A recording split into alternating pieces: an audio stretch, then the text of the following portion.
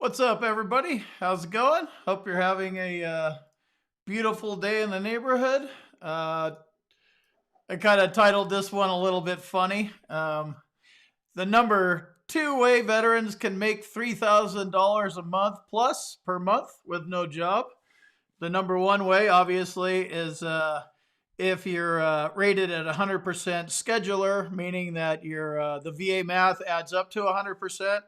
So your 50 plus 50 equals 80 plus another 50 plus another 70, blah, blah, blah. That's called 100% scheduler. The number two-way veterans can make $3,000 a month plus. We'll go into the plus because that is a special monthly compensation that goes above the number, and it's actually going to be 3146 and some change in 2021. So the number two way is TDIU. So if your service-connected disability prevents you from working, you can apply for TDIU, total disability based on individual unemployability. Some people call it IU, unemployability, individual unemployability. So let's hop into the screen share here, and let me try not to screw my whole thing up here. Okay, let's see, screen share. There we go. All right. So as I said, TDIU stands for total disability based on individual unemployability. And again, you get paid at the 100% VA disability rate, even if you're rated below the 100% scheduler. And you need to be able to establish that one or more service-connected disabilities prevent you from maintaining substantially gainful employment. Another one of these cute little phrases the VA has. They're full of them. Substantially gainful employment. Fun fact, that is not defined by the VA. You can go look it up, and there's interpretations and there's speculations, but it is not actually defined. I think they do that on purpose. It's open to interpretation, and I think they make it a little bit harder because they're the VA and they like to screw us. But also the other side of that is you need to be able to come up with an argument and kind of explain what substantially gainful employment means in your life as it pertains to a TDIU claim. So what is substantially gainful employment? And I'm getting stuck in these words. So you have to be making, sorry, I'm getting stuck. All right. Do I qualify for TDIU? Little brain fart. I get stuck in these words and I start looking at the CFRs and all this kind of stuff. So disregard. Let's just hop on down to the second part where it says, do I qualify for TDIU? So to establish entitlement for TDIU, the veteran must be unemployable, unable to secure or follow substantially gainful employment by reason of service-connected disability. So you either meet the schedule requirements of 38 CFR 4.16A, and that is called scheduler TDIU, and the other one is extra scheduler TDIU. And that's covered under 38 CFR 4.16B. So there's two types of, there's two laws. It's both 38 CFR, Title 38, Part 4, the Schedule of Rating Disabilities. This is the Code of Federal Regulations. 4.16A covers scheduler. 4.16B covers extra scheduler. Great. What the hell does that mean? We will go into it. Some things that you should look at, and again, TDIU, as I understand it, is based on precedent-setting cases, and here's a few of them. The biggest one here is Rice versus Shinseki in 2009, Dalton versus Nicholson in 2007, and Hurd versus West. Go look these things up, and I wonder if I can look this up without screwing up the whole thing here. Let me check. Okay, nothing there. It's not going to work. Okay, back to it. Okay, So unable to show you those at the moment. I use this streaming software, and when I start moving things around, yeah, I'll start deleting things, and then I'll have a little temper tantrum. So not going to do that. But that's what all this is about. When this is your claim, whoever you get to help you with your claim, TDIU claim, regular claim, any claim, use Google. The research is there. Like all the laws that pertain to anything that has to do with the VA are all online. It's nice to have somebody to, like a VSO or an accredited agent to kind of use their years of experience, and this might have worked for another guy or whatever. But it is better for you to do your own research and understand this stuff. So you can look, and after this video goes live, I mean, it's live now. Once I turn it into a video, I'll put these links in here. And then for rating purposes, because you're going to file your TDIU claim and it's going to end up in front of a VA rater. So the VA rater uses what's called the M21-1 Adjudication Manual. And these two parts cover the Adjudication Manual here. I don't even know Roman numerals. What is this? Part 4, subpart II, 2, 4, F, whatever. I'll put these in here too. So what is unemployable versus unemployed? So this is a common question that I actually get a lot. So it's like, okay, I can't work because I'm unemployed. I get it. I'm not disagreeing with you. But that doesn't necessarily mean that you qualify for TDIU. A lot of other parameters, but things that come to my head right off the top of the gate. Do you have, how long have you been unemployed? Is your service-connected disability preventing you from employment? If you have a 10% rating for tinnitus, it doesn't affect your work life at all. And now you find yourself, because of the deal that we've been doing in this whole 2020 thing, and you're like, oh, well, I lost my job. Maybe I should file a TDIU claim. Probably not. I'm going to say no. You might be able to make it work. You're going to need more than that. There's a big difference between unemployed currently and unemployable. And that's also covered under 38 CFR 4.16. A veteran may be unemployed and even have a history of unemployment from several jobs, but not be incapable of substantially gainful employment, which is unemployable. Unemployment can be due to economic factors, work performance issues, and other reasons, and not necessarily related to being unable to secure or follow substantially gainful employment due to a service-connected disability.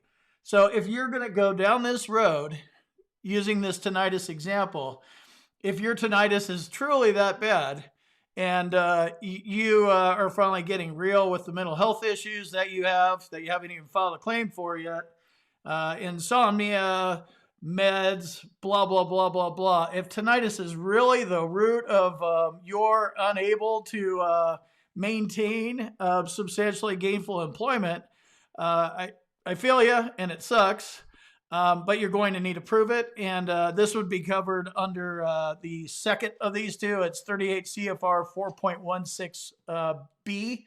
That would be considered extra scheduler TDIU. So substantially gainful employment is defined. I just said it wasn't defined. It's kind of defined, I guess. Unemployment at which non-disabled individuals earn their livelihood with earnings comparable to the occupation in the community where the veteran resides. And it also suggests a living wage. So wherever you are, whatever, the average going price is, if you're in Idaho, you're probably, working with potato farming or something like that. So that would be a living wage that I could, work and afford to feed a family of 4, and pay a mortgage and all that kind of stuff. Substantially gainful employment is competitive employment. and with earnings exceeding the amount established by the U.S. Department of Commerce, the U.S. Census Bureau, as the poverty threshold for one person. More information on the definition of substantially gainful employment. You can, I'm going to just keep throwing these things in here because it's good for you to read these decisions. Faust versus West and Moore versus Derwinski in 91. These are decisions were precedent-setting decisions, and all these things help shore up and maintain and kind of define TDIU. Marginal employment. So there's a couple things.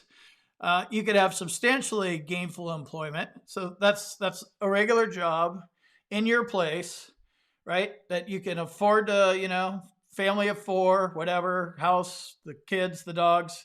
That's substantially gainful employment. So you can afford yourself, if you're in Manhattan, that's probably $300,000 a year. In Idaho, it's probably about $35,000 a year. So all over the board, it depends on where you live. So marginal employment. This is when a veteran's earned annual income does not exceed the amount established by the Department of Commerce and the Census Bureau as the poverty threshold. On a facts-found basis, and includes but is not limited to employment in a protected environment, such as a family, business, or sheltered workshop, when earned annual income exceeds the poverty threshold. So basically what marginal employment means is if I'm sitting out here in Idaho and Mama and Papa, had the had the potato farm in the family for 100 years, and I'm a combat veteran with PTSD and a complete mental health case, they've carved out a job for me in a sheltered environment. And they have to go so far as to, make special accommodations for me. Like, I'm probably going to go kick somebody's ass at work. I'm not going to show up. I'm totally unreliable. But they they make these accommodations so I can work in this sheltered environment. This happens in some places, but for the most part, you're pretty much going to only find this in like a family business setup, because really, they could be paying somebody $80,000 a year to work in your position, but instead they have you there, and your output is they should be paying you about $5, but they pay you $80, and they need to be able to show the financial burden you're putting on the family or on the business. That's why I think it's a lot more common to find this under a family, environment versus a working at Walmart or something like that. Let's see what else here. General evidence requirements in TDIU claims. So a decision concerning entitlement to a TDIU evaluation in accordance with 38 CFR 3.340, 38 CFR 3.341A, and 38 CFR 4.16, which covers both A and B, is based on a review of all available evidence, which should be sufficient to evaluate the current severity of your service-connected disability that you are claiming is preventing you from maintaining substantially gainful employment.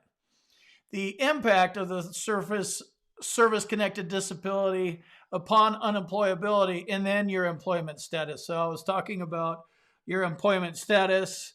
I have this job, and right now sucks. All 2020 sucks, so I haven't worked. That will be a factor, but it is all about your service-connected disability and how it prevents you from working. Available evidence, that's usually medical evidence. The majority of it is. I would also say that you should get a vocational expert to weigh in here, because a vocational expert can bring a little bit more info to the table. And you're going to want as much ammo as possible. Vocational expert has the same weight as a medical doctor does, and where the doctor, he can say, hey, you can't lift. The vocational expert can say, well, in this job that this guy does his normal work in, it requires lifting. Vocational expert can just expand on your doctor's restrictions. So it's a good idea to at least talk to one and see if they can help you out. Let me take a quick pause here and go over to some comments. Let's see what we got. How you doing, Clyde? All right, let's see. Going for some comments. If you served, you deserve. Absolutely. What's up, 0352 Devil Dog? VA claims master.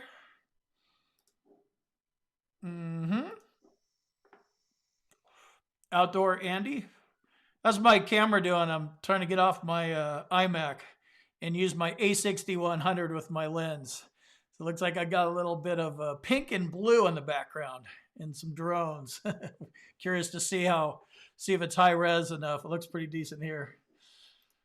Hello from Corpus Christi. Hundo alumni. Awesome. That didn't work. Orange. That focus is pretty good. Need to work on that fake face focus. Julio is from Peru. Can you recommend a reputable doctor who will link anxiety with sleep apnea? I certainly can. Google it. Find a doctor in your area. With the current thing going on right now, they're probably limited on the face-to-face stuff.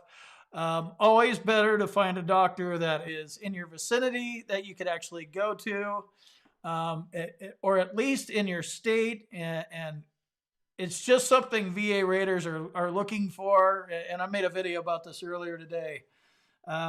Online doctors, I think, are getting kind of blown up. And if you think about it, this is the kind of the point that I was making about the online doctors in my earlier video.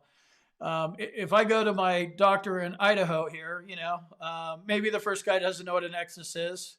Maybe I got to grease him with $500 or $1,000 to get his attention, whatever. You're going to pay. That's fine.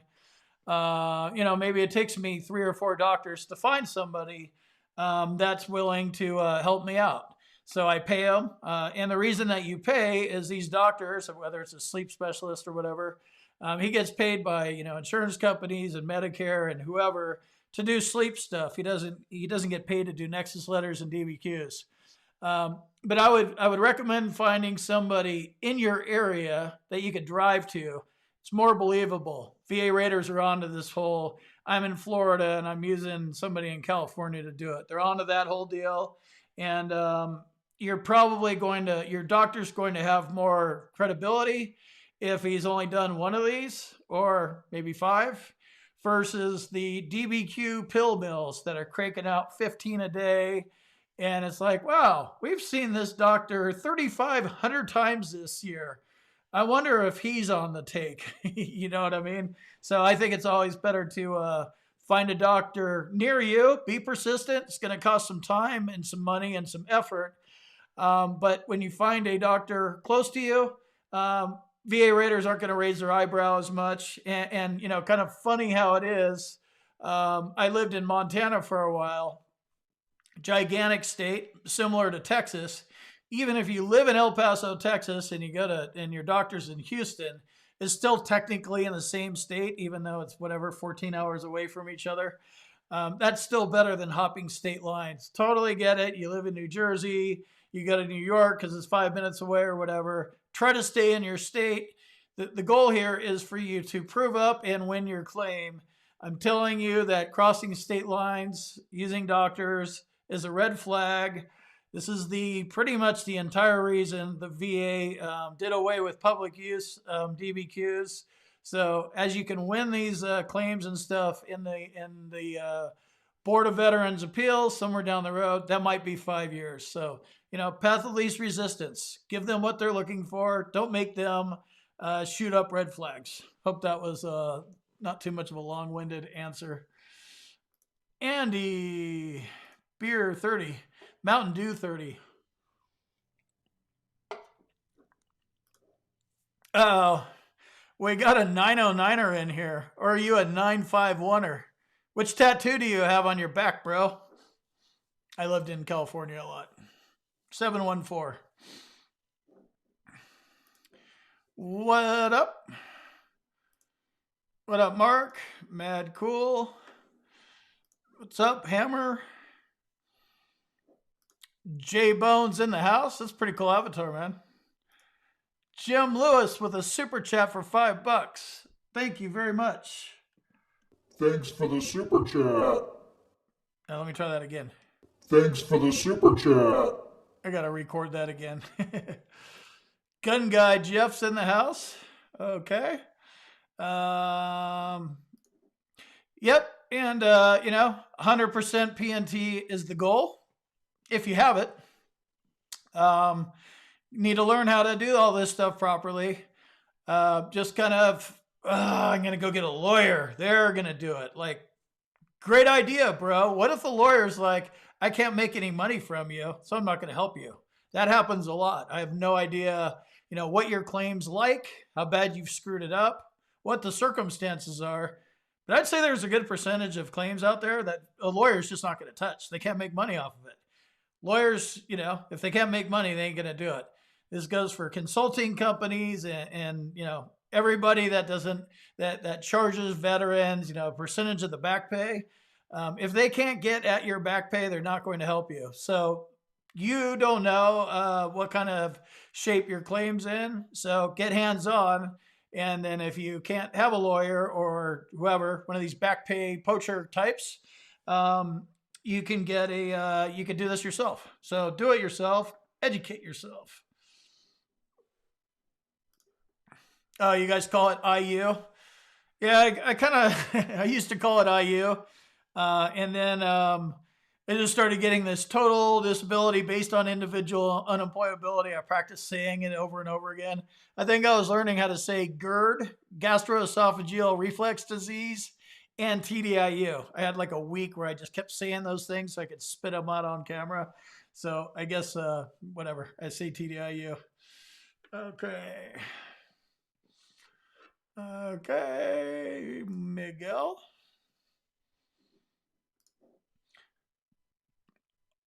RVSR. Yep. Writer's pen. Jim Lewis with the super chat. Thanks for the super chat. That's why I threw 3,000 bucks plus. It's gonna be, like I said, 31.46 and some change. Depending on how many dependents you have, it's about $100 or so. So if you have a wife and 2 kids, you're going to be at like 3,500. You might have a special monthly compensation K, loss of use of anything, maybe a female arousal disorder, erectile dysfunction. That'll be another 110 or so. You might have special monthly compensation S, which is housebound, where you have one disability at 100, and then the rest of them add up to 60. And then there's a lot of other special monthly compensation things to take into account. So it looks like you're at lost you $3,900 a month. Perfect. Starvin Marvin, what up? Okay, going through. So you get TDIU, but you're still fighting SSD. I'm thinking that's Social Security. Let me know if that's right, Diane. I'm pretty sure it is. So they're not the same. If you have TDIU, that's your VA claim. You want it with whatever you want it with. Now you're like, all right, well, Social Security is another government agency.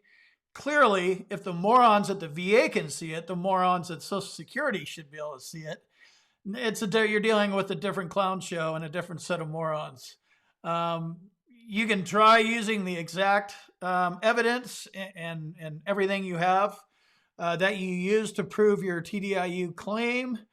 I would do more than that. Again, I was talking about a vocational expert.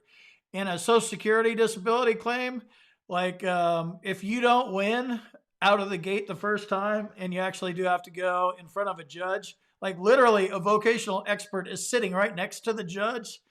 So it is a very good idea to get a vocational expert to weigh in on your Social Security claim.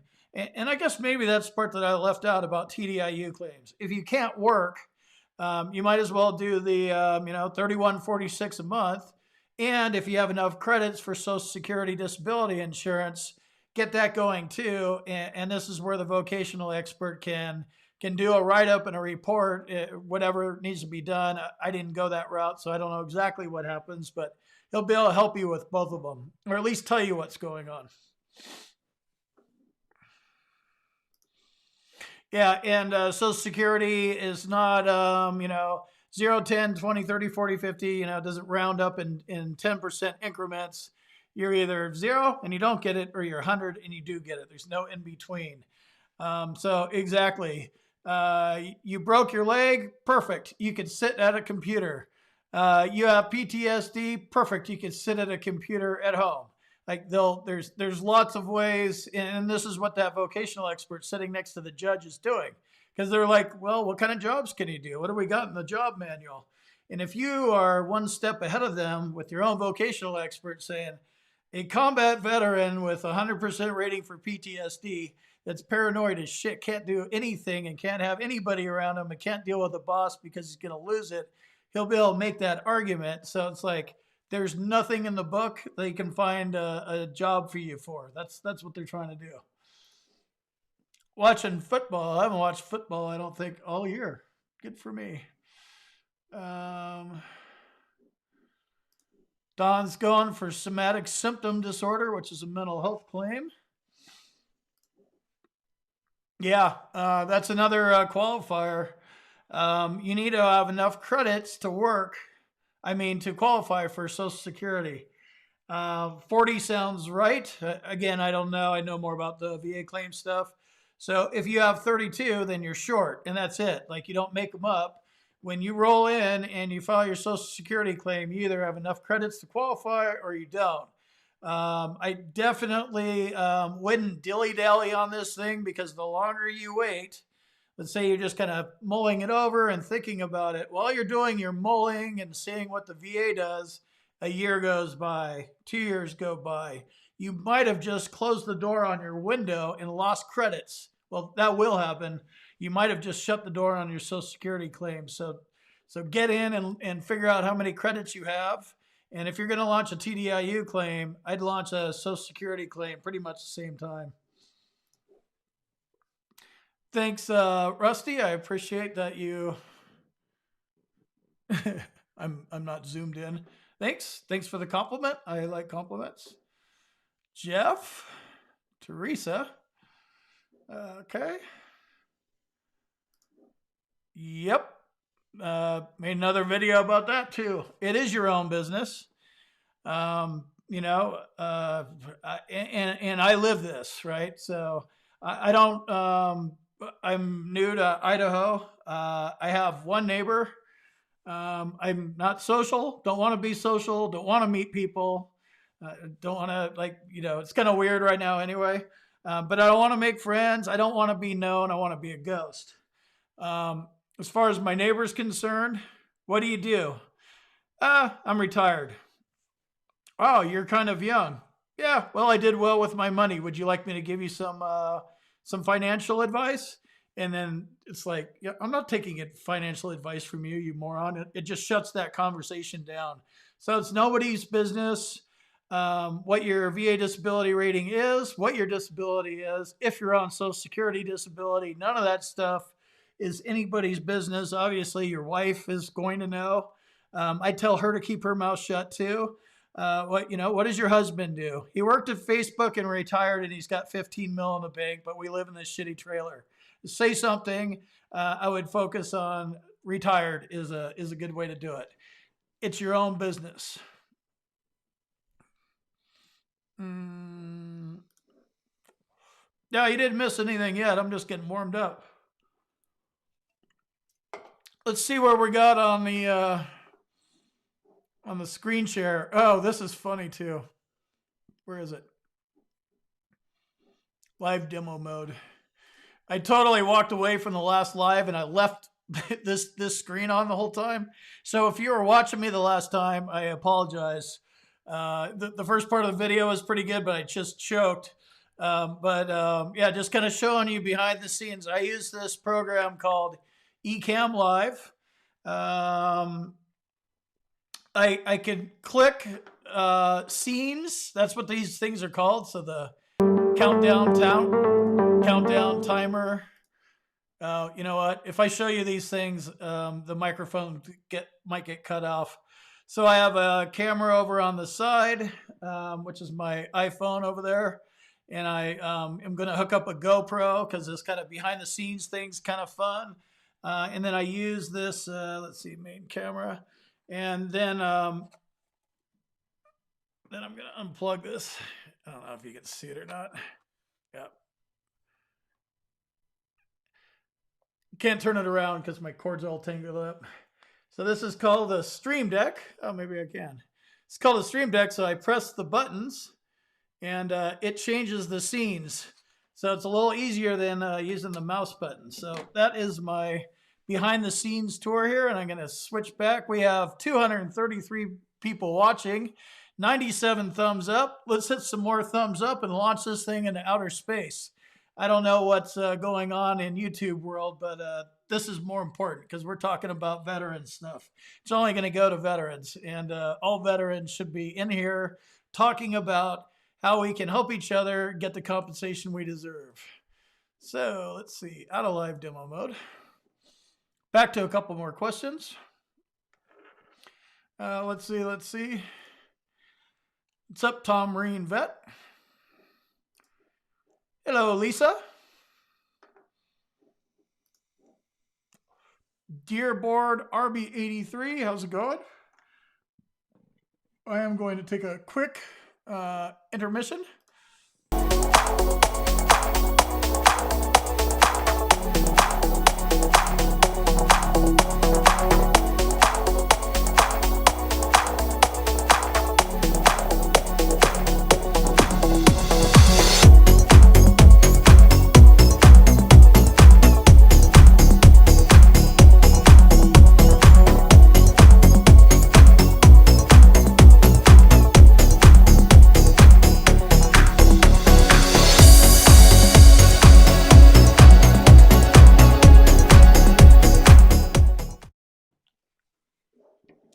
Keep your TDIU claims or questions coming.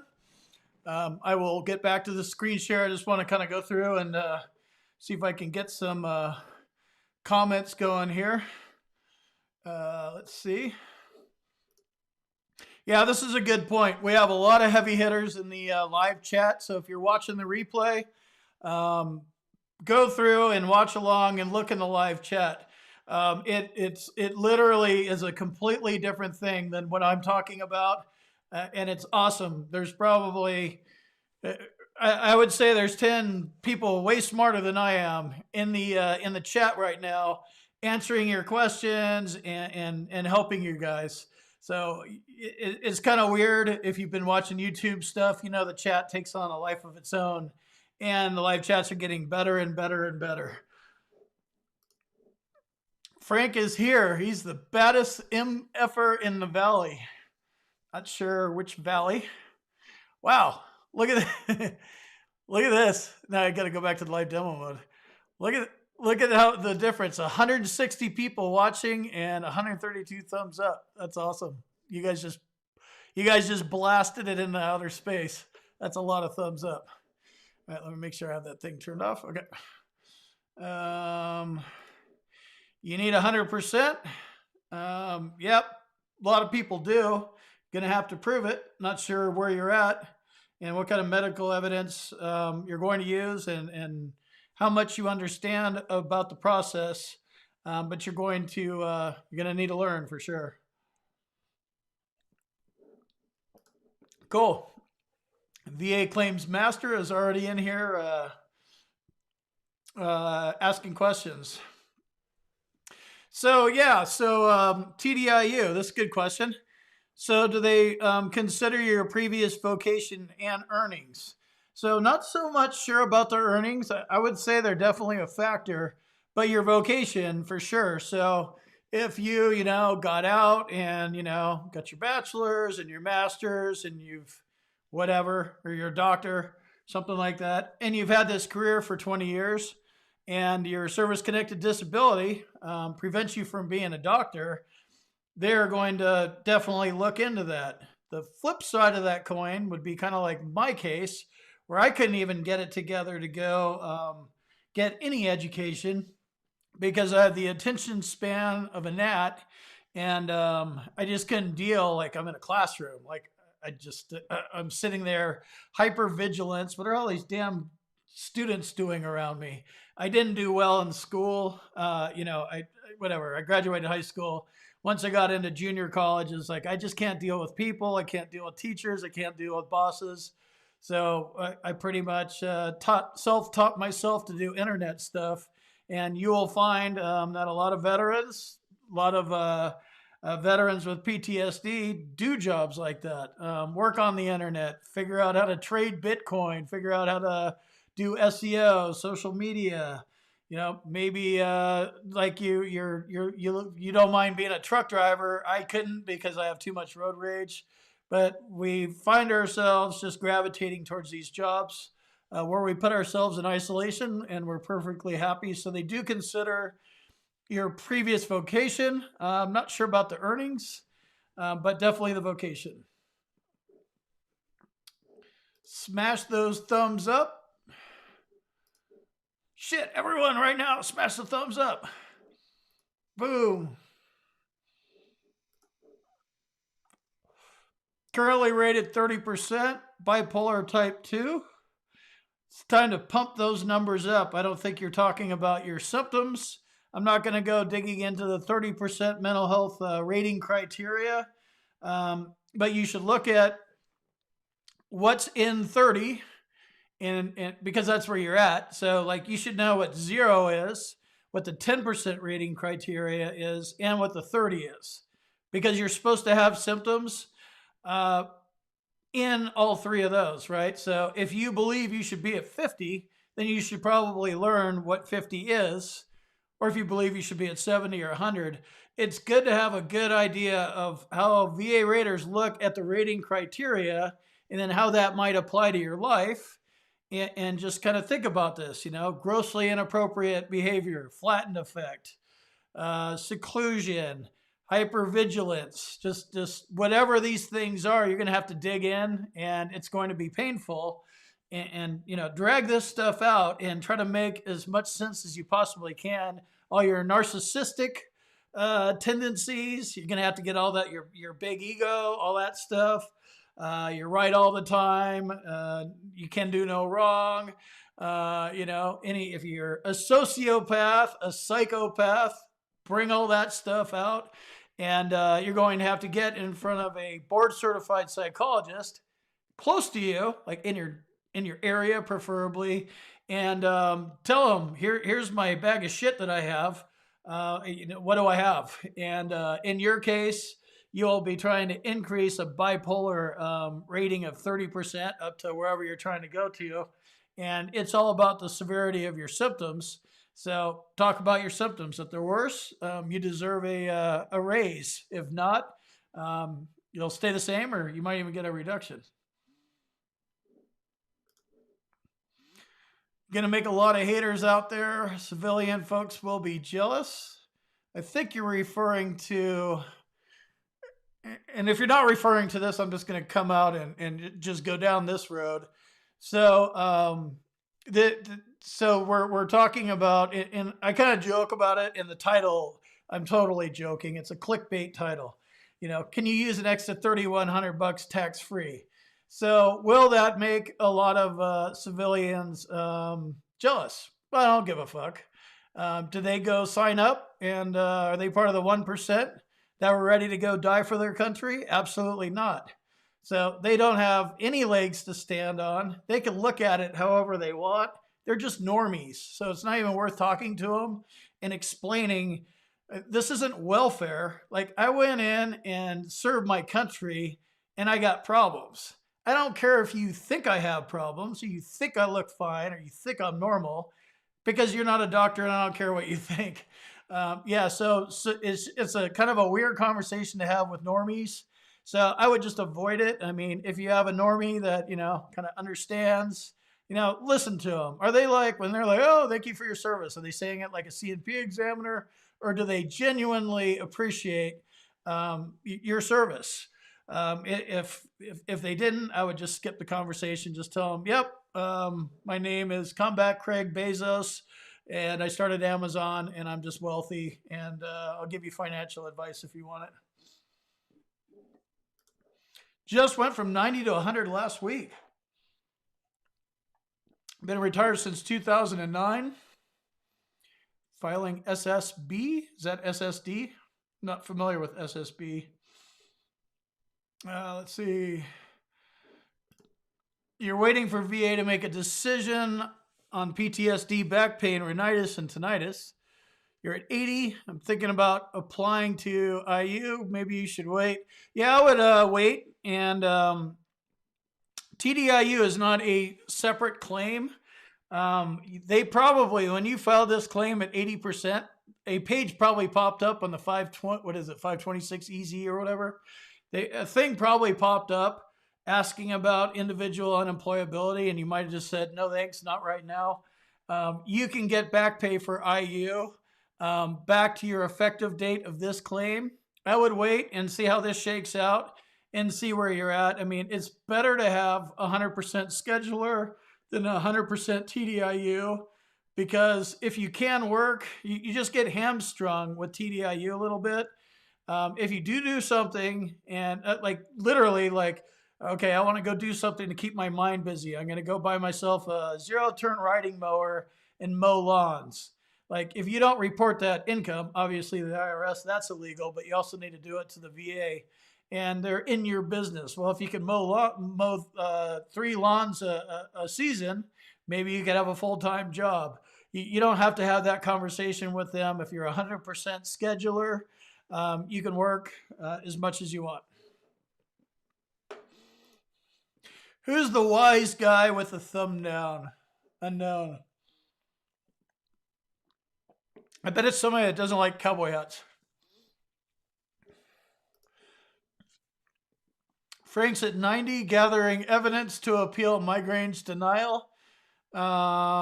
Did you get denied all the way, like flat out denial, or are you already service connected, or what's the deal? Just some things off the top of my head are, do you have a diagnosis of migraines? Do you have current symptoms of migraines? Do you have a doctor doing those things for you?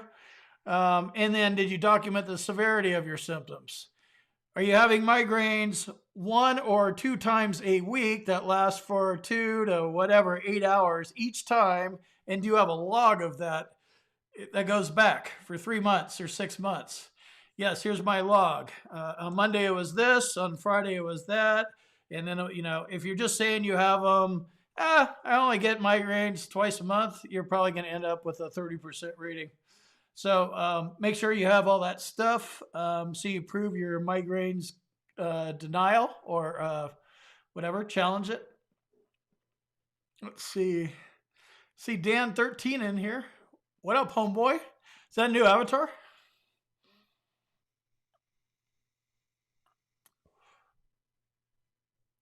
Lots of good. Live chat is bombing here. I'm not familiar with the Veterans Benefits Manual and the Federal Veteran. Oh, okay. So you're talking about CFR 38 Part 4.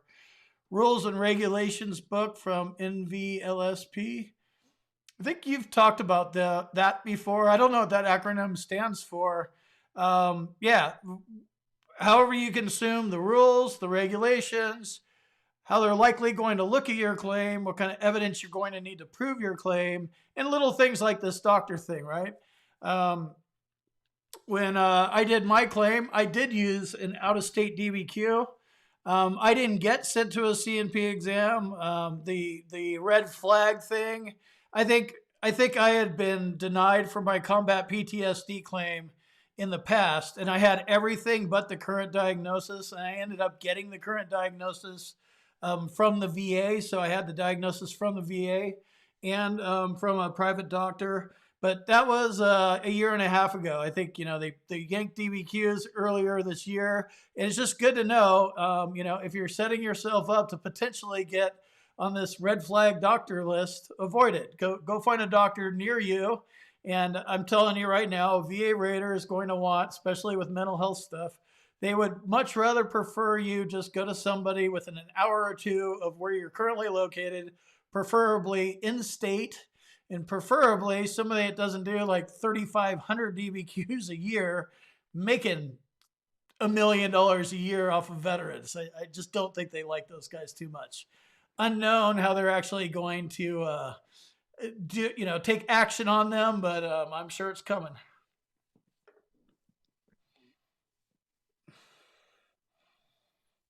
Let's see. Couple more. Get stuck. One of the things that they're going to do, and I'm about ready to get into that now on the rest of this TDIU thing, Angela. So they will reach out to your current employer, and they will want to get a statement. A good way to do this TDIU claim and a Social Security claim is if your doctor, whatever it is, your orthopedic surgeon or your mental health doctor, if you've been kind of going back and forth and you've just been kind of sucking it up and being a tough guy or a tough girl, and you really haven't been able to work for the past year, and your doctor's like, you know what, you just got to stop, and they put you on disability, that's when you want to file your Social Security claim and your TDIU claim, and the iron is hot.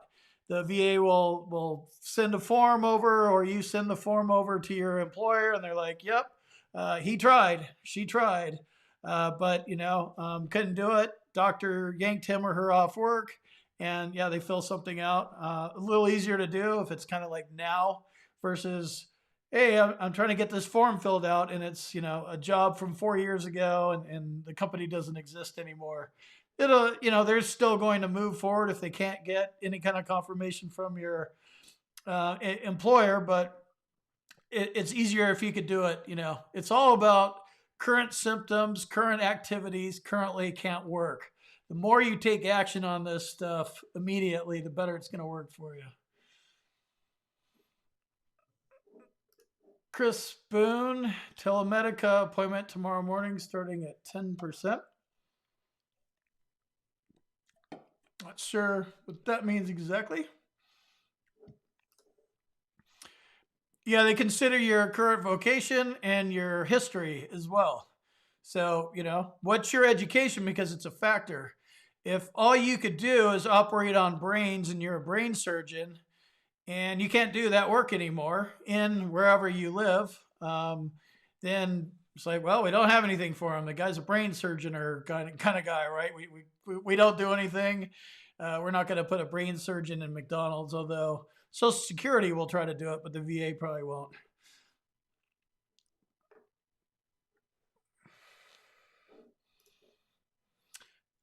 No, you should preserve your virginity. And are you a 40-year-old virgin?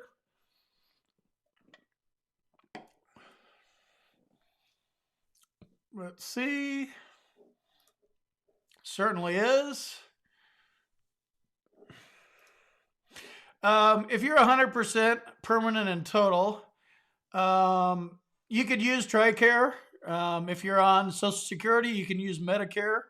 You could use whatever you want. I would just update your VA medical records and upload your stuff through My Healthy Vet. And if they don't take it that way, you can send it to the Evidence Intake Center in Janesville, Wisconsin, and you can send your private records there like once a year. I just don't trust the VA.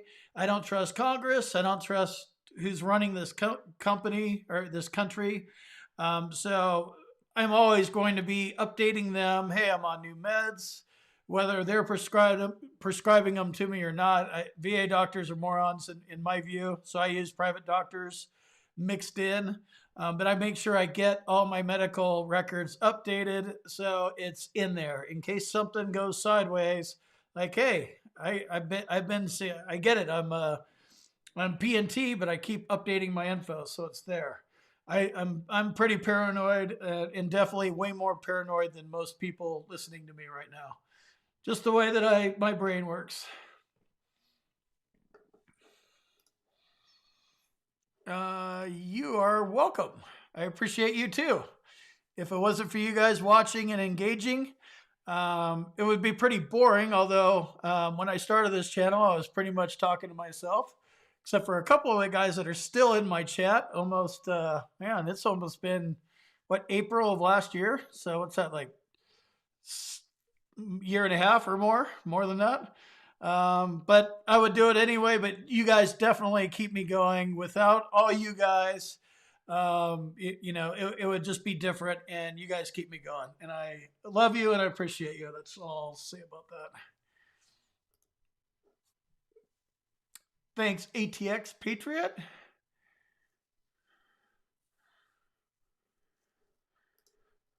VA claims scam cider. Not sure what that is. Howdy, Miguel from Bakersfield, California. Probably not 150 degrees out there anymore. Hopefully the fire situation's finally mellowed out.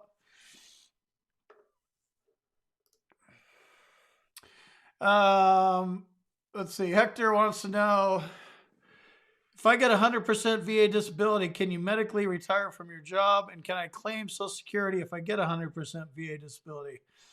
Different animals. This is what I would do.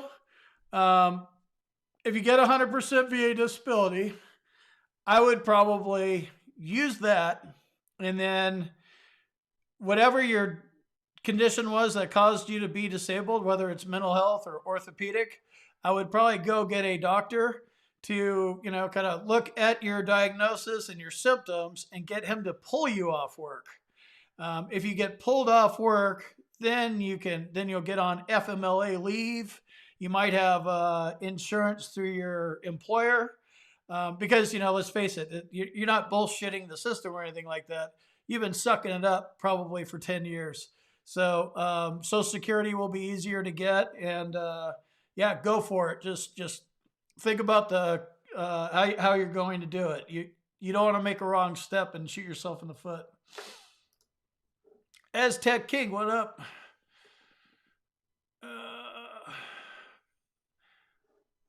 Okay, yeah, that's what I thought. SSD to me means somatic symptom disorder. It's a mental health condition. So I get the two screwed up.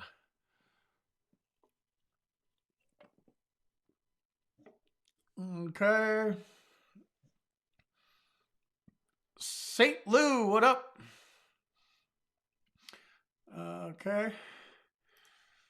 Cool. So Diane, I know I don't know the context because I'm not reading all the chat, but you have enough credit to launch your Social Security claim in the next 3 or 4 years. So good. And if you're thinking about a TDIU claim and filing a Social Security claim, it's good to know, after 4 years, she's out of luck. So it's good to know when you're going to be out of luck.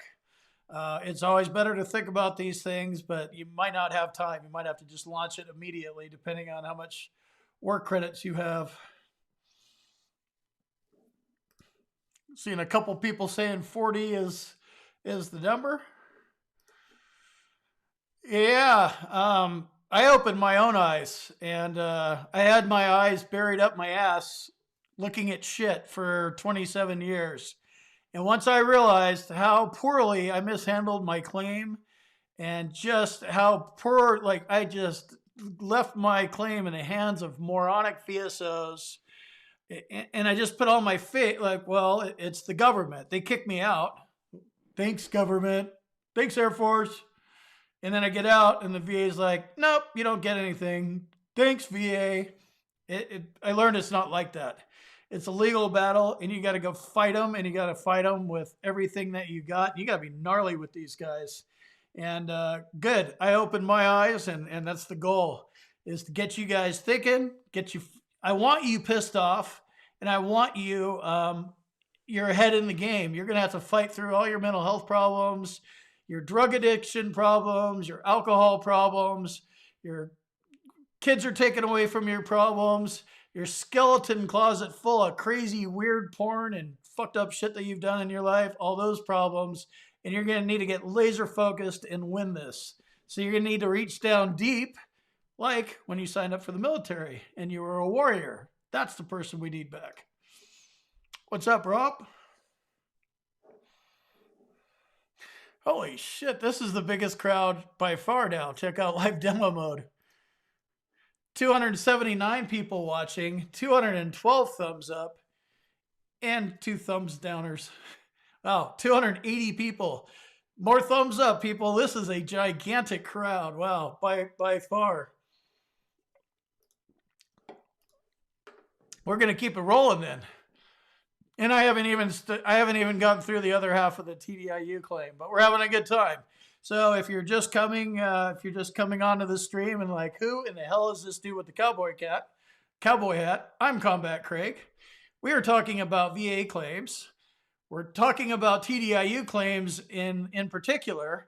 I am currently engaging in the chat. I suggest you get into the chat. There's probably 10, 20 people that are a lot smarter than I am answering your questions. So if you have a question, type the letter Q and ask it so somebody can answer the question.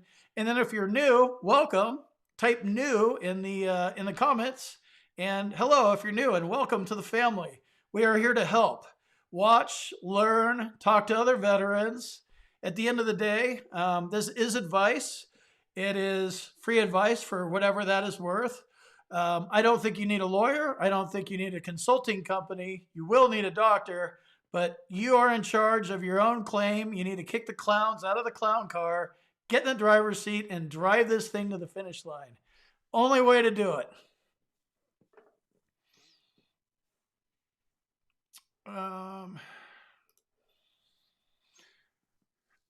What do you tell the ladies, guys, if you're single and embarrassed to say you're on disability?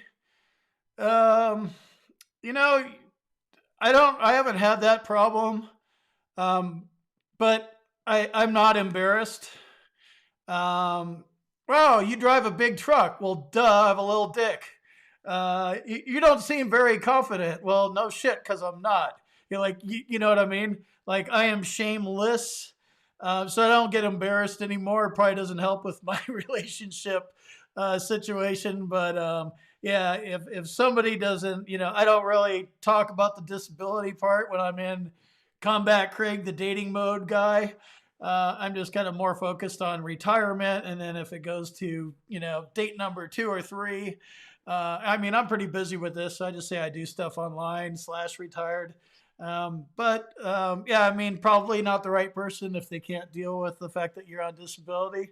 At the end of the day, you have a guaranteed amount of income. It's not like you're showing up to a relationship with no money, right? If you're getting 100% TDIU, maybe you got a couple kiddos or something like that, $3,300 a month, $3,400 a month, and you're getting Social Security, $4,500 a month. That's a respectable wage in a lot of states and communities in this country. So I wouldn't worry about what you actually do. Sam, tell them you do stuff on the internet.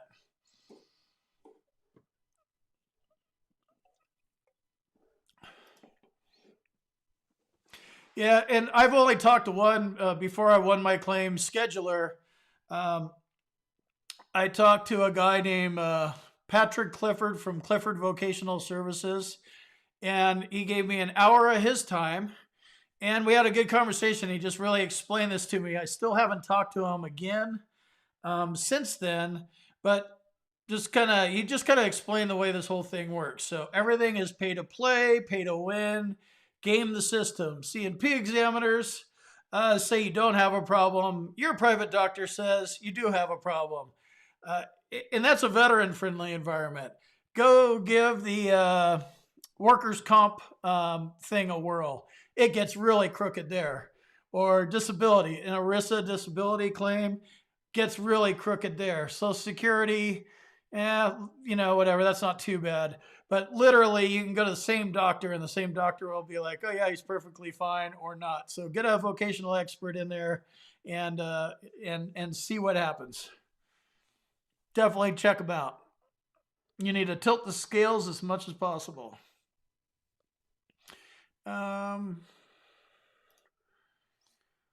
Do they reopen your C file when you apply for aid and attendance? Your C file isn't something that opens.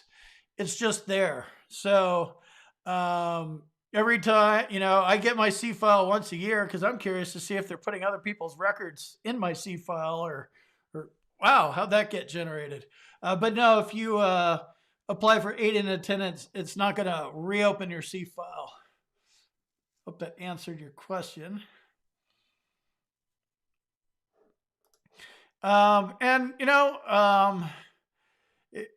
I don't know if he really wanted to retire early. I've had to retire early.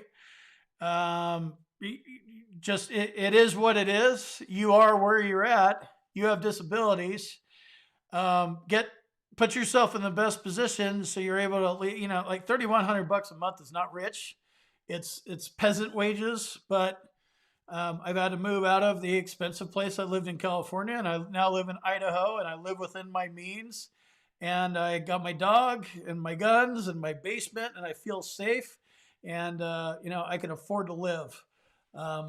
So, yeah, that. Let's see. Yeah, Amy, let me just show you this again. If you can see this. This is what I see. Hundreds and hundreds. I have no clue how many questions. I'm just kind of going through.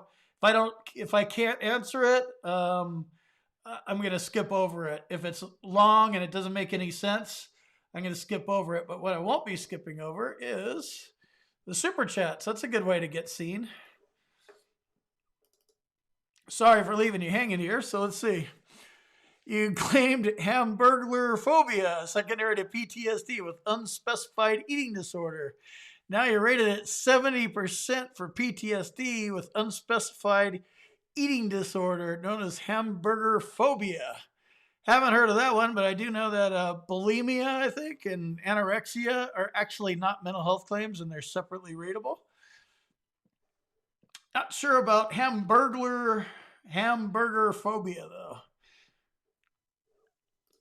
Hector, thanks for the super chat. Thanks for the super chat.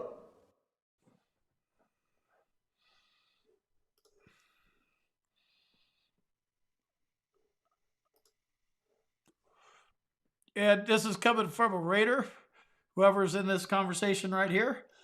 Yeah, I thought that was nice too. I'm wondering if that's a double animal style hamburger phobia or not.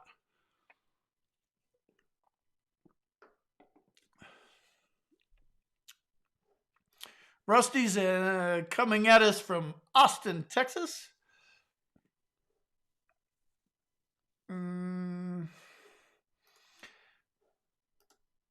All the devil dogs are on the money. In my experience, the Marines that are here supporting me, they get it.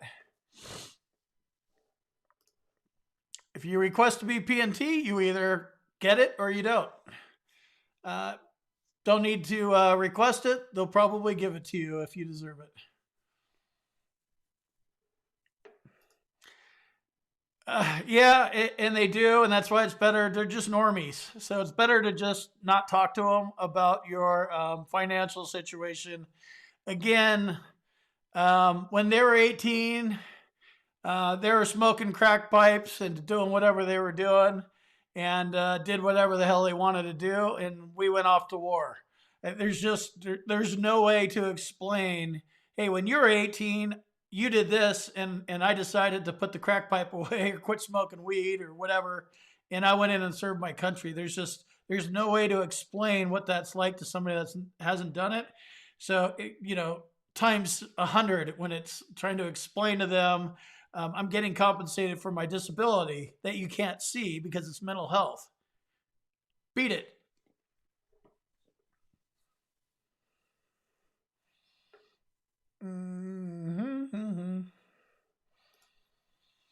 Is Gulf War syndrome really hard? It's really hard in general because typically speaking, Gulf War syndrome, Gulf War illnesses, as I understand them, they're rule out conditions. So if you have IBS, then you get a diagnosis for IBS. If you have a diagnosis, or if you have chronic fatigue syndrome, like I do, then you get a diagnosis for chronic fatigue syndrome. If fibromyalgia, you get a diagnosis from that. That would be like a rheumatologist. When you have all these things ruled out and then all that's left over is all the burn pit stuff, that's when you start getting into the Gulf War illness and Gulf War syndrome stuff. I wouldn't go down that road and get too focused on the Gulf War syndrome stuff. I mean, you have it if you have it, but the way they look at it with ruling out conditions to actually diagnose you with a Gulf War illness is just kind of a weird way to do it.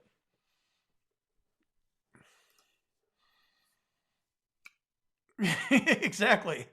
It has nothing to do with you, and your opinion is irrelevant because you are not service connected and you're a normie, and it's cool. Love you. Just don't want to have this conversation. You didn't put the boots on, so there's no possible way you could understand what I've been through, and I don't want you to. And I don't even want you to say thank you. I just want you to shut up and quit asking stupid questions.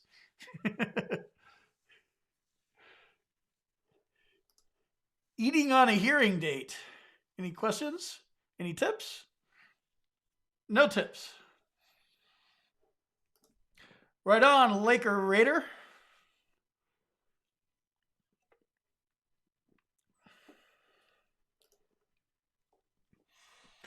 So you're saying that because typically erectile dysfunction is special monthly compensation K. It's a 0% rating, but you get paid about $100 a month or 110 or something.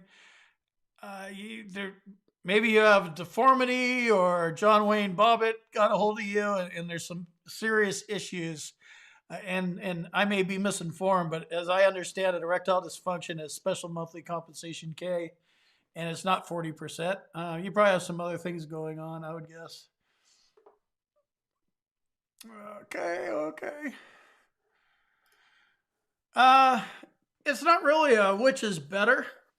They are what they are, and when you're looking for secondaries, you want to check out all the different parts of your body. Okay, checked out my brain. You either have problems or you don't. Great.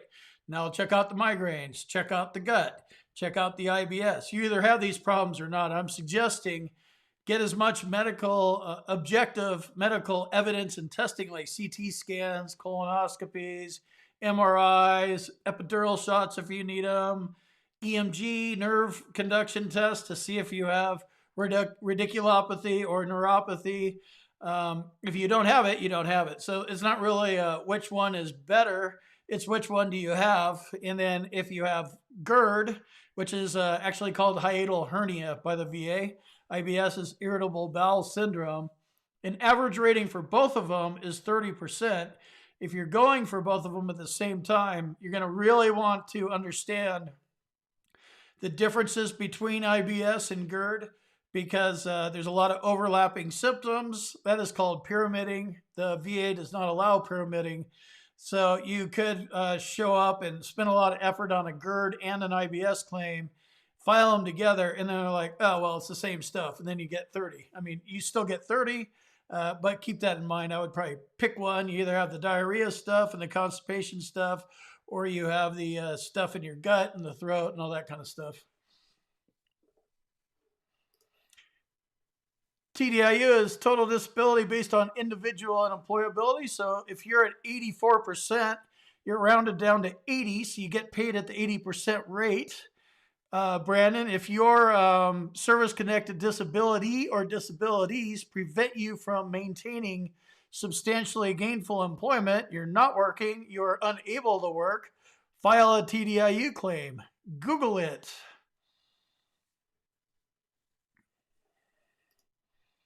Yeah, the thumbs downers are regular. Wow, look at this. We're growing. Now we got 304 people watching, 263 thumbs up. Wow, this live stream's the biggest one that I've been on yet. This is amazing. Keep hitting the thumbs up button. Obviously, people are into this and watching it. This is cool. But yeah, we got a couple little trolls. Meh. Okay, let's see. What do we got? What do we got? More comments. More comments.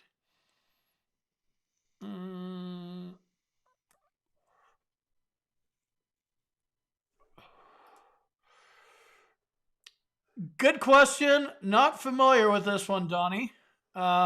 Which doesn't mean much. I'm not familiar with a lot of stuff, but I get the gist. I think you're kind of talking about Fort McClellan and Camp Lejeune and stuff like that. I don't know what was going down at Camp Pendleton for the Hollywood Marines, but if something was going on there, until they actually come out and admit it, which they'll probably do in about 75 years from now, you will want to focus on your symptoms and how you can service connect them, if that makes sense.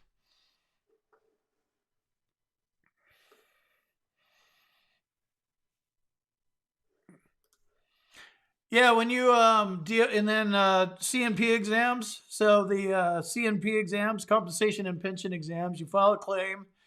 About 95% of the time, you're going to get a CNP exam. You're going to probably get sent to VES, LHI, or QTC, and they are actually very good at sending out your travel. Even if you have to travel a quarter of a mile down to the office, they will send you a travel check for 84 cents before you even go to your CNP exam in most cases. So it is nice that these outside contractors do some things right, and then they do a lot of things that I don't think are right, and I think they're crooked. But we're not going to change those crooked doctors and get them out of there until we complain about them so we can fire their ass. Thanks, Lisa. I like cowboy hats too.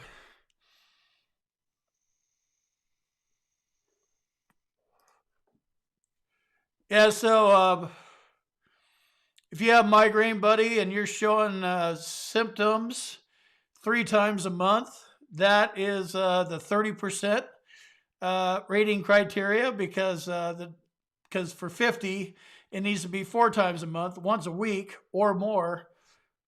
You got denied. Probably, yeah. I'm gonna say you probably had a diagnosis. If you didn't, double check that. Diagnosis is you got to have a diagnosis. You got to have current symptoms. I'm assuming that if you were using Migraine Buddy, you're showing symptomatology. I'm thinking your nexus was probably your problem, but I don't know. I'm not looking at your claim. I'm totally speculating. But that's what we do on this channel. Lots of speculating, because I do not look at your claims. I do not help you prepare, present, or prosecute your claim, because it's illegal for me to do that. Get an accredited agent, and they can go in, look at all your stuff. They can look at all your social security number and where your address. I don't even want to know your first name or your last name. Not that I don't want to know you. It's just none of my business, and you should not be sharing personal info with anybody that you just met on the internet, because you don't know me and you don't know them. I get it. You see me on camera and I'm relatable and stuff like that. And I am. Just don't send me your personal info, and I don't want to see your social security number. It's your business, not mine.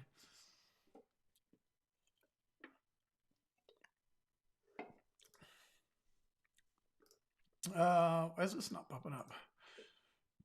Active duty, about ready to hit your 4th year of the Navy. You have sciatica, 3 herniated discs. Getting treatment has been awful. So this is the money part. So do not let money get in your way. Throw it on a credit card. Get a credit card. I don't care where you get the money. Sell something. Buy less beer. Buy less weed. Whatever it is. You're probably not smoking weed on active duty, but you know what I mean? Sciatica's gnarly. Herniated discs are gnarly. I have both of those things. Get treatment. Get it documented, and get it on the record, in the record, before you get out. So when you turn into a veteran, you'll be able to file a claim and win. You'll probably get 40% for your back. Your sciatic is actually a radiculopathy. I don't know if it's in both legs, but you'll probably get 20% for each leg. It sounds like it's pretty bad. You also file a claim for somatic symptom disorder. You might even have some kind of chronic fatigue thing. Like, you play your cards right, you might end up with a halfway decent rating when you walk out. I wish I would have known that in 1991. What's up, Brian? How's it going? Is Fort McClellan an Army base? I could Google it, but I don't want to screw it up. I know for MP school, for the Air Force and the Marines, we do it at Lackland. That's got to be Army. Oh, it's a fort, right? That's Army. How do I get restless leg syndrome claim? I think, and I may be mistaken, but I'm pretty sure restless leg syndrome is a symptom of a sleep disorder, like a symptom maybe of insomnia, for sure of sleep apnea. It might be rateable on its own. Look it up, CFR 38 Part 4, the schedule of rating disabilities. But right now, I'm kind of drawing a blank right now. I think it's more of a symptom than a rateable condition. If anybody else knows, they probably already answered you. But I will, that's a good one for me to take a note on and look it up. Yeah, it's called what is it? I don't know if it'll zoom in. It's called a Views Vibe. Yeah, I started smoking these things a couple of years ago, and they're horrible because they don't stink. I smoke them everywhere, in doctors' offices, in the courthouse, at the DMV.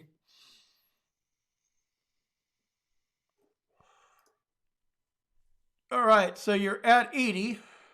Want to add plantar fasciitis or flat feet as a secondary claim to hammer toes that's rated at 0. What do I think?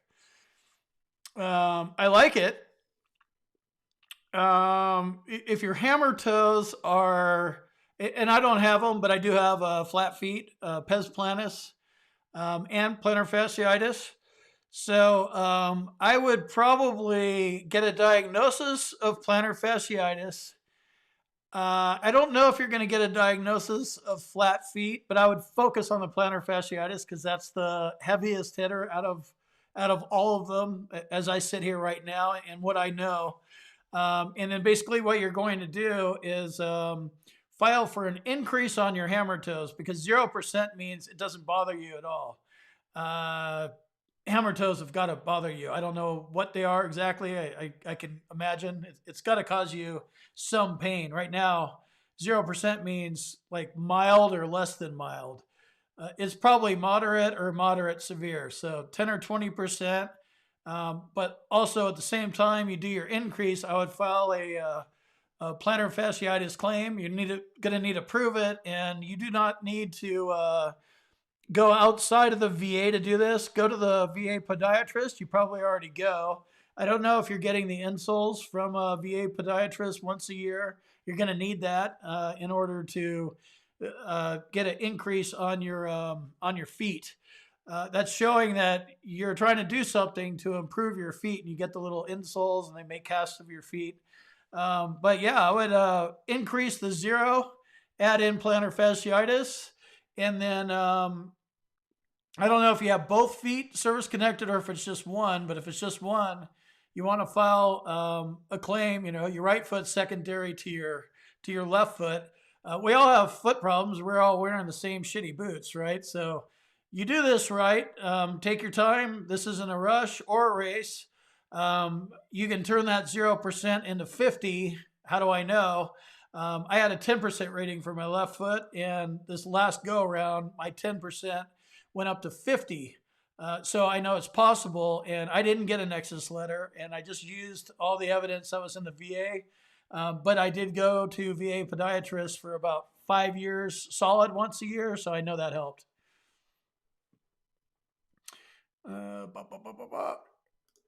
Angelo, hello. So a buddy letter actually it carries weight, but it's personal statements of buddy letters are you weighing in and you explaining your story. It is not a substitute for actual medical evidence. The diagnosis, the current symptoms, and the severity of those symptoms, that all needs to be done by a doctor somewhere, private doctor, VA doctor, active duty, if you're going to make that leap. That's all stuff that needs to be done by a doctor. In addition to having all that stuff, then you can add in the buddy letter and the personal statements. A buddy letter, a buddy letter and a diagnosis is like way down here. I'm sorry, a buddy letter and a personal statement, they just don't have any, they have very little probative value compared to actual medical evidence. Medical disability needs to be proved by a doctor using actual medical evidence. I'm not saying don't do them. Definitely do them. Just understand where they are in your claim. Buddy letters carry good weight if you have the medical evidence to back it up. Wow. Now we got a lopsided look at it now. Now we got 221 people watching, 288 thumbs up, and 2 thumbs down. Awesome. Rocking and rolling. Okay, let's see. What else we got?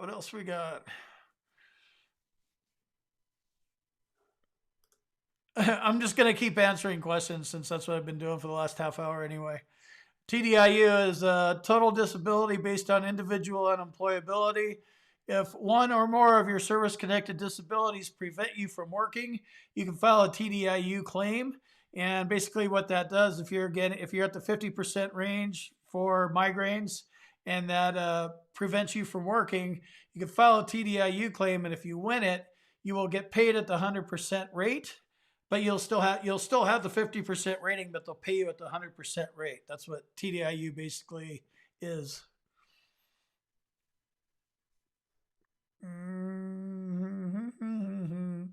Looking for questions. All right, wow, there's a lot of questions. Good chat. I'm going to super chats now. I saw a couple pop up. I'm probably about 20 minutes behind. Wow, there's so many comments in here. This is awesome. Hopefully you guys are getting some of your questions answered. This will get converted into a video after I'm done here. Ask questions in the comments. Yeah, Sean's a good person to ask. Here's Sean's email address. You guys that know what you're talking about and want to help people, throw your email addresses in here and I'll post them on the screen. And hopefully I don't have them so they block links and stuff. I don't think you could post website addresses in live chat, but I know obviously you can post email addresses, so post them. Okay, there's a super chat. All right. Okay, $5 super chat. Thanks for the super chat.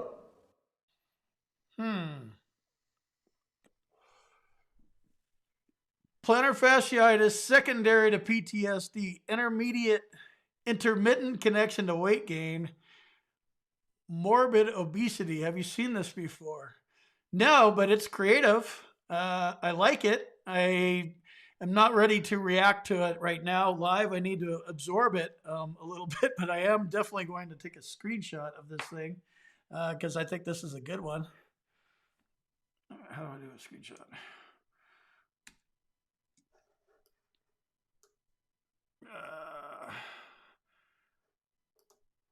Okay. I'll look into it. All right, cool. Okay. Let's see.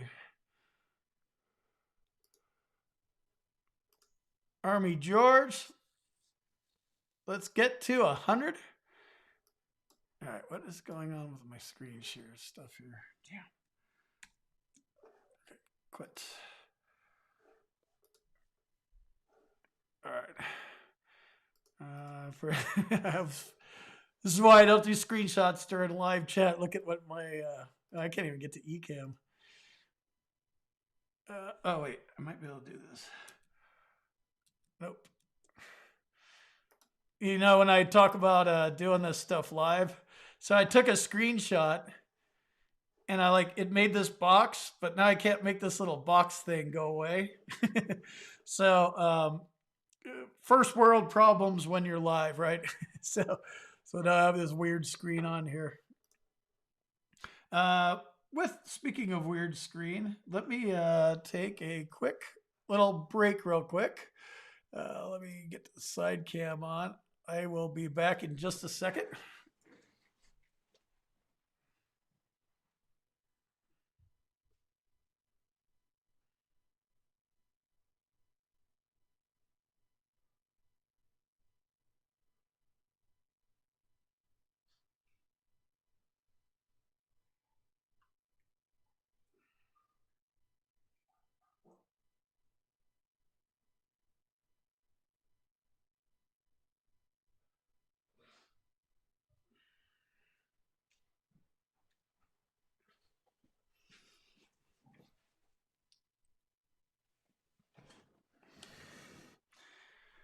All right, let's see, a couple more. Yeah, exactly, Angie. You're retired and you invested well. It really just shuts the conversation down immediately. And they do ask, yeah, exactly. And then when you're like, um, hey, would you like some financial advice? And it's like, yeah, it just that just the I invested well and I'm good with my money. That shuts down the majority of the conversation. And then when you're like, would you like some investing tips? That just shuts the rest of it down. Like, no, I don't want your investing tips, you idiot. It's funny. They might not call you an idiot. They probably call me an idiot. Yeah, I need to get moderators in here for sure. Um,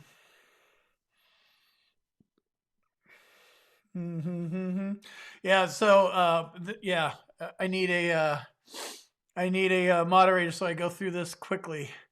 Fibro and chronic fatigue are, yeah, so they can be presumptive Gulf War syndrome, Gulf War illness things, but they can also be their own diagnosis. So I have a diagnosis of chronic fatigue syndrome, and I'm rated at 60% for it. So it's just weird. I don't really understand it too well. That's kind of part of it with the presumptive part. How to file for ED. You're going to need evidence of erectile dysfunction. Probably one of the easiest ways to do it is to find something that clearly causes erectile dysfunction. Medications are the best way that I can kind of think of. I get it that mental health issues themselves cause erectile dysfunction. But like if you take trazodone for sleep, like right on trazodone, it says causes erectile dysfunction. So that's a really easy way. I have my service connected insomnia. I take trazodone to help me sleep, and then right on the bottle, it causes erectile dysfunction. And oh yeah, guess what? I have that. That's probably the best way to do it. You can get a doctor to diagnose you with it, would make it a little stronger. But you're going to want to go and talk about that with the VA. They'll probably give you Viagra or whatever they give you now. They might give you a penis pump. They gave me that a couple of years ago. I was like, great, this is fun. But go through their little steps, as ridiculous as it sounds, to get a penis pump. Get it, try it. Sorry, it didn't work. Give me the pills. Have some complaints, and then go file your claim for it.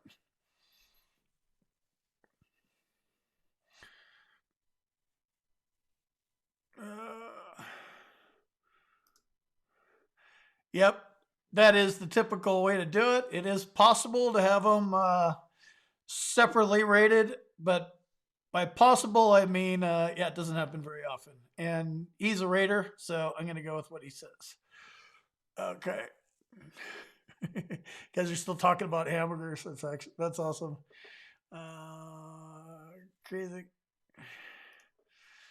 Crazy how being out by myself makes me feel normal. That's just kind of part of the deal. The more lonely we are and isolated we are, we're normal. And the reason I think that is for me, and it might be for you, you're not constantly like we spend so much energy. Like I'm already, I got to go to the store. I'm already getting amped up. Got to get in my car. What kind of asshole am I gonna? How many assholes am I gonna run into on the road? How bad's my road rage gonna get? Then I got to go to the store. What kind of threats am I gonna encounter in the parking lot and then in the store? I'm just constantly scanning. I spend so much energy just going to the store to go grab vape cigarettes or a Mountain Dew or something like that. So staying away from people. I don't amp myself up because I'm just here. All those senses. I just know that happens to me, and I just get weird when I'm like just the thought of going out amongst the folks just doesn't work for me. So a lot of people, like me or you, isolation works because we don't even have to worry about other people are doing if they're not around us. We sit in our basements. We got our security cameras. We got our guns. We got our interior defensive fighting positions, and our bug out to the backyard fighting positions. And that's perfectly normal for us. Guess what? It's not normal. It is part of severe mental health conditions. But you have to be able to talk about them and articulate yourself if you want a reading. I agree, Angie. I'd like to take credit for this platform, but it's really you guys and it's the people in the chat.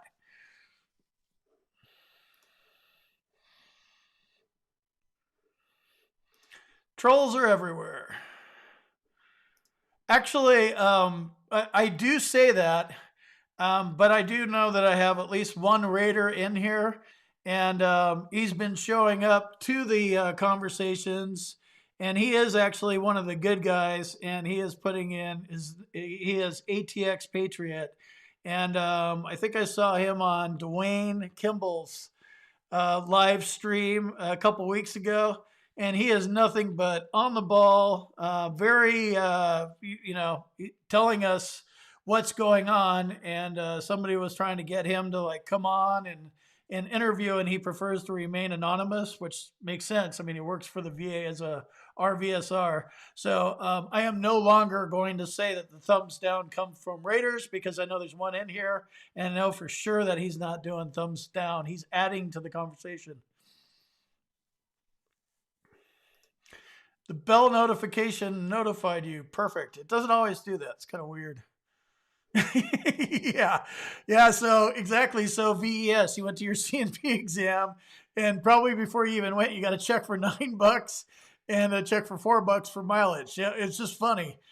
Too bad the CNP exams, they're not on top of it, but yeah, they are definitely on top of the mileage for your CNP exam, and it's laughable. It literally is $9 and $4, and it's like I don't really give a shit about the $9 and the $4. How about a fair rating?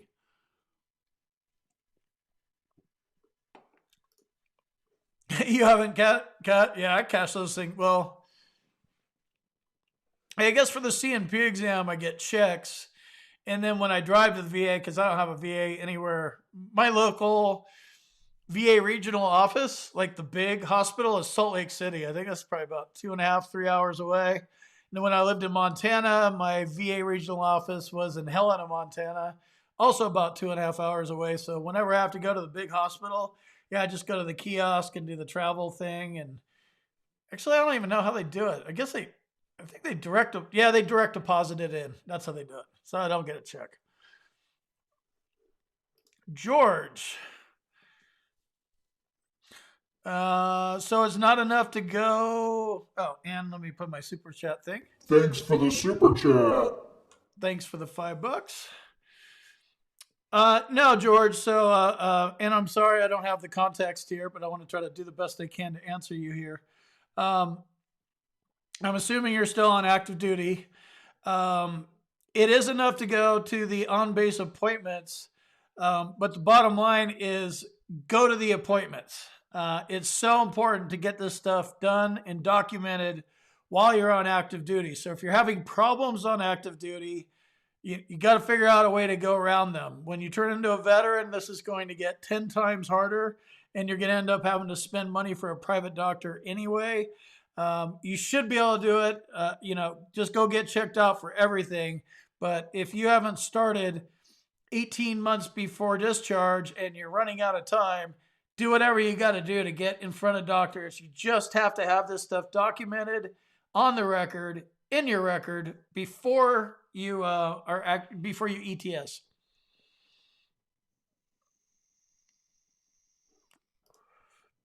%, TBI, low ball rating.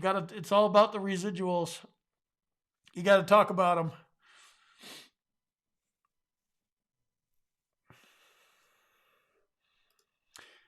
Hi, Patty. Welcome. I don't think I've seen your smiley face before.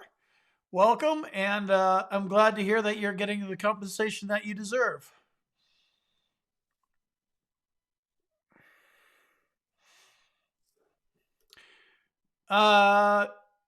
These are I don't know about these two, but this is good, and this kind of falls in that other category. They're coming up with these Gulf War illness, Gulf War syndrome. I'm hoping this doesn't turn into another Agent Orange kind of thing where they deny it for 45 years. I mean, Blue Water Navy veterans, the guys that were on boats 12 miles off the coast, they just started getting their claims approved last year, like 45 years after the Vietnam War. So there's going to be a lot of weird things like this go on, and we are going to need to collectively ride the VA's ass and do not let them drag this out until we're 70 years old. But I'm not familiar with that to answer your question. Special monthly compensation, Google it, like special monthly compensation VA. There's the normal pay scales 0, 10, 20, 30, 40, 50, 60, 70, 80, 90, 100. And then special monthly compensation is compensation above and beyond your normal disability pay. And so, like special monthly compensation T for TBI, we're talking, $3-4 grand. Some of these special monthly compensations go way up there. And obviously, you're having so many problems that just 100% isn't getting it done. You need aid in attendance or full-time nursing care or whatever it is. Yeah, Google it. It'll pop up, and it's a good place to research. All you guys should research special monthly compensation because, as you may be happy with 100% and you're permanent in total, you may have problems.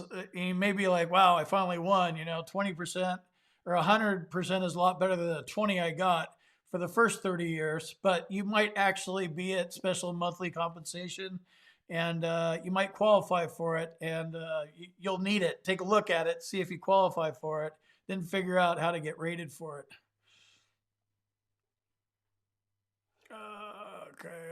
Okay. Let's see.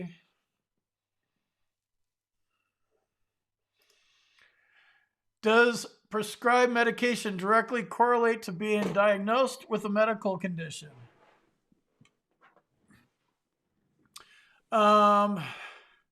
This is a kind of a loose term here that I'm going with. So I am going to say that no,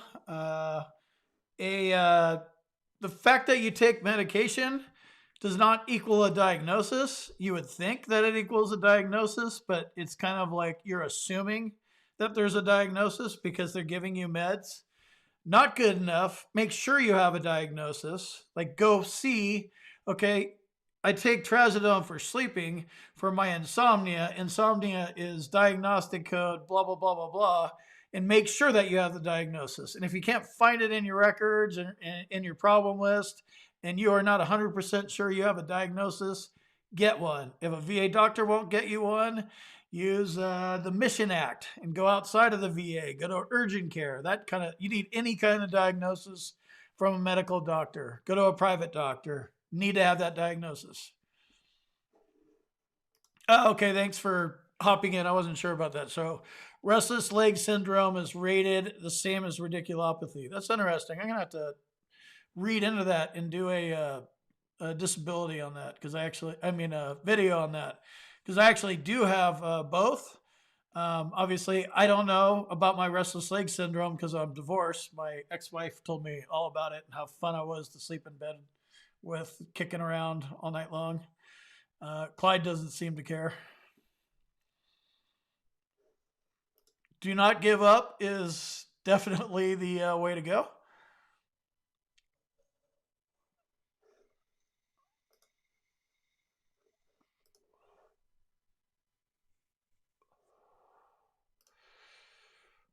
Plantar fasciitis secondary to radiculopathy.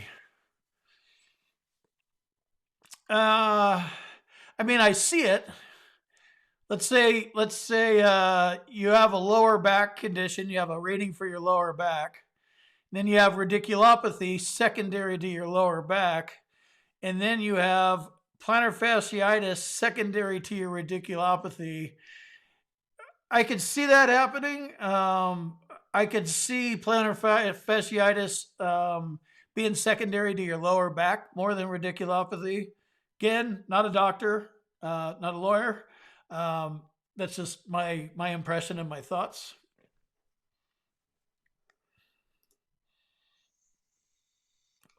Be new, $15 super chat. Thanks for the super chat. I think I need to get more info about this. I like it. It's kind of like that last one. These plantar fasciitis claims. I only talk about like what I know worked for me. I mean, I'm learning, obviously. There's a lot, like the whole body and stuff like that. I even have a foot somewhere. Where's my foot? Just, just kind of a heads up. I went and bought this thing, call him Stumpy. I actually got this because I didn't understand that this whole thing is the plantar fascia tissue. And my plantar fasciitis is up here, and I always hear people talking about it down here. So I actually got a model foot so I could be like, oh, okay, my broken toes is metatarsalgia. Flat feet is simple enough, but I grab this thing and educate myself, and I have more body parts coming. I'm not sure about that one. I need to look. Sorry, hopefully somebody else can answer you on that one.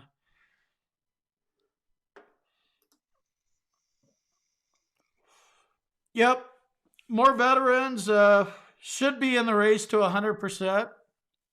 If you deserve it, you deserve it. The reason why I think more veteran, I think it's pretty common knowledge. And if you're new and hearing my voice right now, 80% of veterans are underrated. It's a combo of we're tough guys and we're taught to suck it up. What are you going to do? You're in war. You don't suck it up. They'll shoot your ass, or like you have to suck it up. You have no choice. That's what you signed up for. So we underreport our symptoms and our conditions, and we're taught to just kind of push through the pain, whether it's mental pain, physical pain, whatever.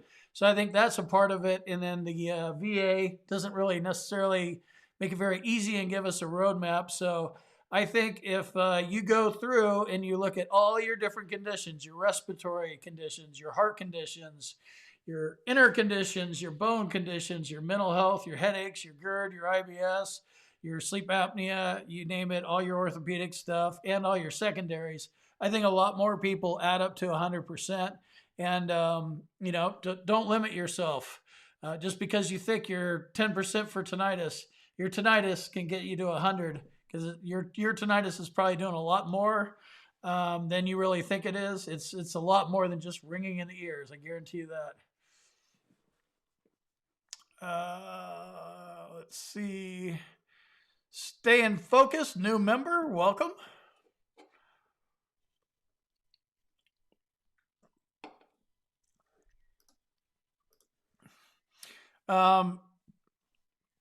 This VA money is not going to run out soon. It's never going to run out.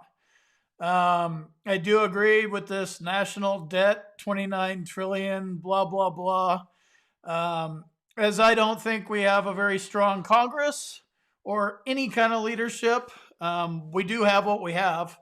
So they don't, they've done some things right, but I guarantee you, the VA is never going to run out of money. And if we got to start kicking out these shithole countries they sent us off to go fight wars in, and start dumping them so we could pay our veterans, I've gotten paid like clockwork, even though I only got 10% for the first who knows how many years. It's going to keep coming. Don't worry about it. I understand where you're coming at, but it ain't gonna happen. Plenty of money for the veterans. They ain't very generous about breaking it up, but once you learn how to play the game, do it. I guess Lisa's leaving. Hello, goodbye. Good to see you, Lisa. It's been a while. Okay. Let's see. They are part of the problem. I agree. Yep, PTSD causes all sorts of problems. Think about it. Your brain is connected to everything. It's connected to your motivation. I sit in bed and I don't even want to get out of bed. I don't even know how much pain I'm going to be in. What's going to hurt? My feet, my neck, my back. You know what I could do? I'll just lay in bed all day long. I'm only going to get so much more hurt if I don't even get out of bed today. If I wasn't going to piss all over myself, I'd have a little piss bottle, but I do manage to make it to the toilet. But I go days without showering, and I'm just like, it's PTSD causes lots of problems.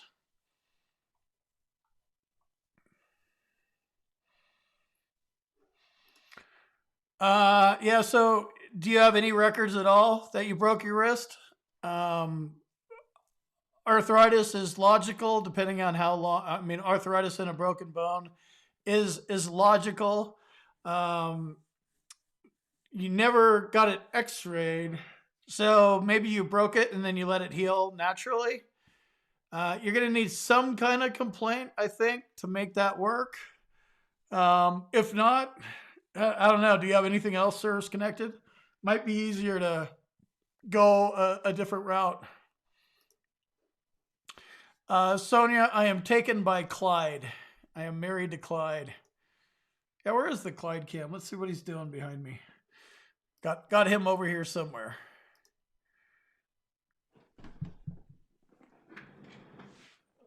What are you doing?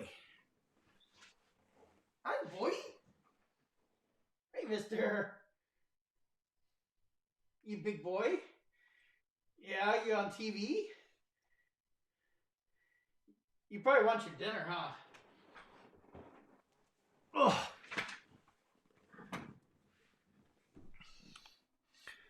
Okay, getting ready to wrap this up. We are at 268 people watching, 328 thumbs up. Wow, this is amazing live. This is the best one yet, you guys. Appreciate it.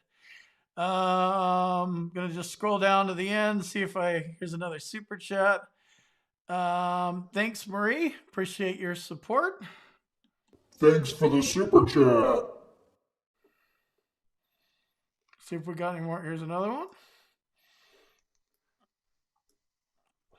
If you got bed boarded, received 90 since 2017, will you have a CMP exam every 5 years? I would plan on it. Don't know if that's going to happen or not. But if you are not, if you're at 90%, you're obviously not 100%, then you're not permanent in total. So you have disabilities that are not considered static. You might have some mental health in there. I would plan on, you have routine future exams scheduled. Whether they actually schedule them or not is, it's kind of unknown.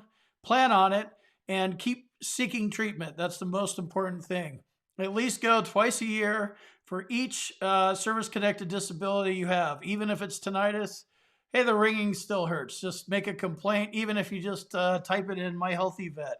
Make sure you have complaints of all your service-connected disabilities on the record, because if they come up and review you, you might just have a records review and they might not send you to a CNP exam.